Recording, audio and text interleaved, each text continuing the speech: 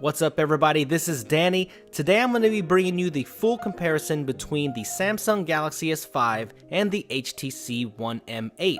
Now these are definitely two of the hottest handsets to drop in 2014 and they're both great devices, but if you're stuck on which one to buy, then I'm going to try to help you out in this video. So without further ado, let's go ahead and get started. The first thing you're going to notice right away are the build materials between these two devices. Now HTC goes for the unibody metal construction, where Samsung goes for the more traditional plastics. They both feature premium 1080p displays, where the Samsung Galaxy S5 has a 5.1-inch Super AMOLED display and the HTC One M8 has a 5-inch Super LCD IPS display. They are both gorgeous displays, but they do have different characteristics. Now, the Super LCD 3 display has a more natural tone with natural colors, and the Super AMOLED display on the Galaxy S5 has more punchy colors and more contrast, and it just looks more vibrant when you put them side by side. But it's definitely a preference issue here, and I really like the natural colors of the HTC One M8, but I also love the punchiness and just the vibrancy that you get from the Samsung Galaxy S5 display. So you'll have to see these side by side. They are both fantastic displays, so I don't think you'll be disappointed in either of them. Both have superb viewing angles and clarity. When it comes to thinness, the Samsung Galaxy S5 definitely wins at 8.1mm thin. The HTC One M8 is 9.4mm thin, but the reason why is it deceives you a little bit. It's a pretty thick device, but that taper definitely makes it look thin. The M8 being thicker is naturally heavier at 160 grams, where the Samsung Galaxy S5 is 145 grams, so it's going to be much lighter in your hand. They both have an IR blaster to control your TV with, and on the bottom of the S5 you'll see a giant flap there, and that is a USB 3 port. And the reason why that big flap is there is because the S5 is IP67 water resistant and dust resistant, while the HTC M8 still uses the traditional micro USB port and it is not water or dust resistant.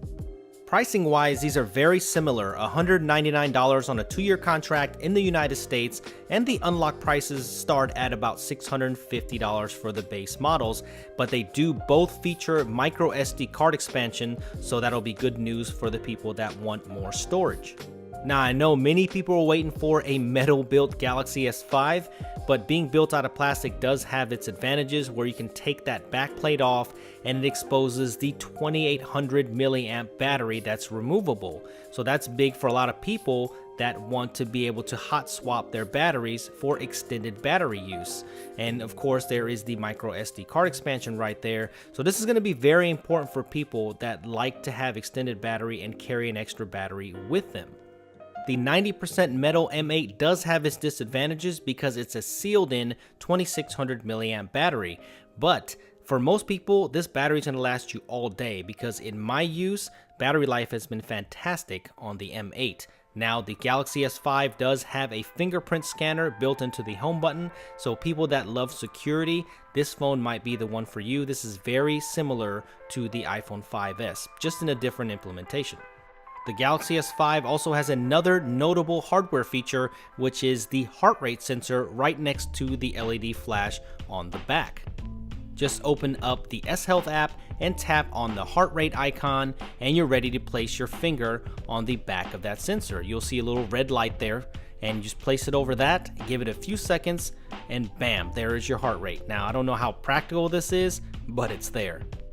The HTC One M8 also has a notable hardware feature, which is the dual camera system. If you look above the 4 ultra pixel camera there, you'll see a second sensor, and what that does is takes another picture, and it has depth information on there, so you do not have to wait for software to calculate to get a deeper depth of field or to manipulate your focus, and I'll show you that later on in this video. This hardware feature is not new, but improved, and we have to talk about it because it's that good. It's HTC Boom Sound, and those are two front-facing stereo speakers that give you the best audio experience on any mobile device today. And trust me, there's nothing else that sounds like it. Great speakers. It blows away that single speaker on the back of the Galaxy S5. Now, the Galaxy S5 doesn't have a terrible speaker, but trust me, the Boom Sound just destroys the Galaxy S5 audio. Software-wise, the GS5 is running a new version of TouchWiz, and the M8 is running a new version of Sense, which is Sense 6. The TouchWiz experience on the Galaxy S5 is not very different from the Galaxy S4. Now, there's a few minor UI tweaks here and there, but if you swipe to the right, you get My Magazine, which is like Blink Feed on the HTC One, and you get to get your social and news all aggregated into one little feed there.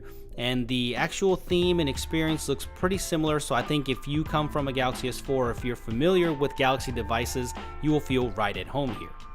The Sense experience on the HTC One M8 is very similar to the original ones. On the left side, you have Blink Feed for news and social aggregation, but what's new here in this version is the inclusion of motion gestures. So instead of hitting your power button to unlock your device, you perform different gestures to awaken the device. I really like that about this version of Sense.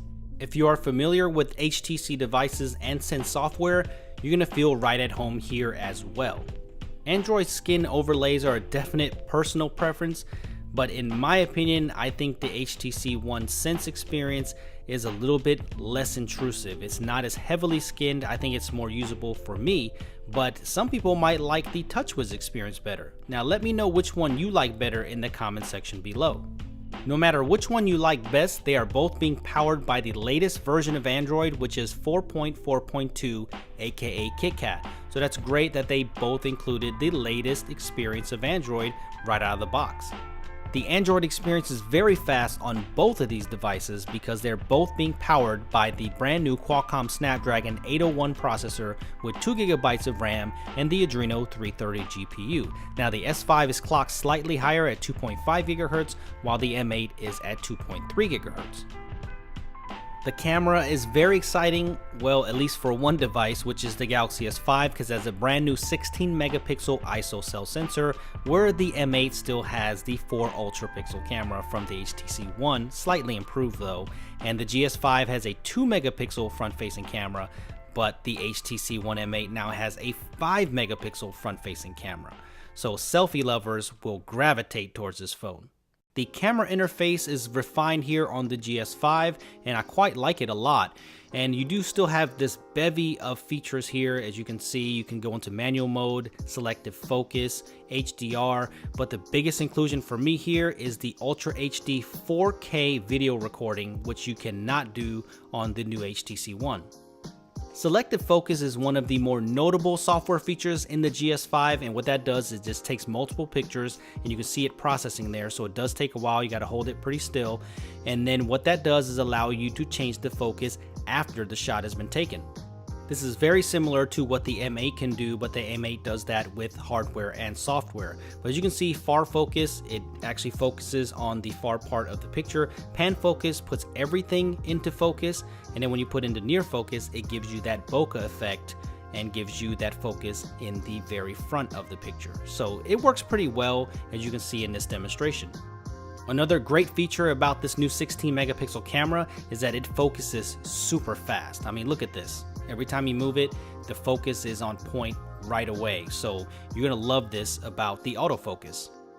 The M8's camera software also got some refinements here and also has a ton of features. As you can see here, you can actually go into full manual mode here. You can go into macro. And what I like about the manual mode is that actually when you set it, you can save that manual mode. So you can go back to that and reference those settings, which is great.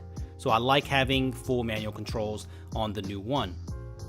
The hardware on the M8 is very interesting. This is the new dual camera system where that second sensor up top just records depth information. And you can see that the focus is very quick and the shutter speed is very quick, just like the Galaxy S5. But I think the HTC One is actually a little bit faster, But here you don't have to sit there and wait for it to process like you saw it on the GS5. All you do is go into the picture and hit edit, and now you can go into U-Focus, where you can just tap anywhere to refocus after the shot's been taken. So there is the background being in focus, and now if I tap on the foreground, you can see that in focus. So I think it's much easier on this, and you can actually get some cool artistic shots here, some good bokeh effects, but it doesn't work all the time, but for the most part it works pretty well. So I think you'll get some great creative shots. Now you also have some other features here where you can get foregrounder and have some sketch effects and colorize, but I'm not sure if you're going to use that a lot either. And also you have another little gimmicky feature here that uses 3D. It gives it like a stereoscopic effect with that second sensor, and I don't think you're really going to use this much, but I guess it's kind of cool to show off. That's it on software. Let's get into the real images here. Here is an image taken with the One M8, and the colors are pretty good on it, but the Galaxy S5 takes a warmer picture, and some might actually prefer that. Now this is where it gets into the problem. Look at it cropped on the HTC One M8. That's a 4 megapixel or 4 ultra pixel shot, and look at how blurry it is, but look at how sharp it is when it's cropped on the Galaxy S5, because that's a 16 megapixel resolution shot. So if you want a higher megapixel and higher resolution shot, you're definitely going to want to go with the Samsung Galaxy S5. But if you look, the exposure is a little bit higher on the Galaxy S5. The One M8 actually takes a more contrasted shot, and some people might actually prefer that.